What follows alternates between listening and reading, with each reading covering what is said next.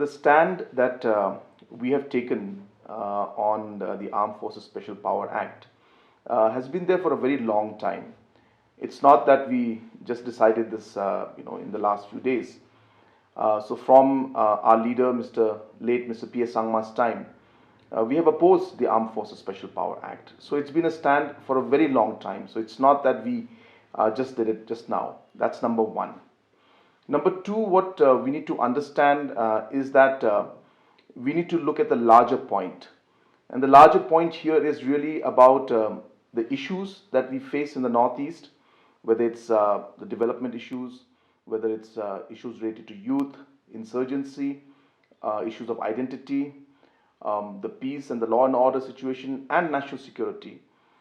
And the whole situation of looking at it from the point of view of a stand that one takes.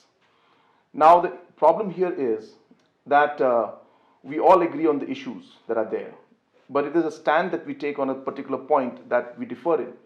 For example, now law and order is a problem, but then some people felt that AFSPA, this is the Armed Forces Special Power Act, is the way to move forward.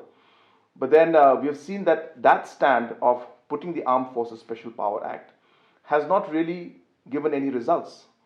And in the last many years that the Armed Forces Special Power Act has been there, it has only been counterproductive, and there has been more unrest, and have had situations where a lot of precious lives have been lost, and people had to go through a lot of pain and suffering.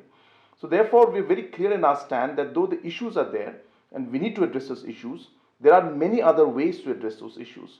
And Armed Forces Special Power Act definitely is not the way to address those issues. And that is why we continue to keep our stand against the Armed Forces Special Power Act, and we will urge the Government of India to repeal this draconian act.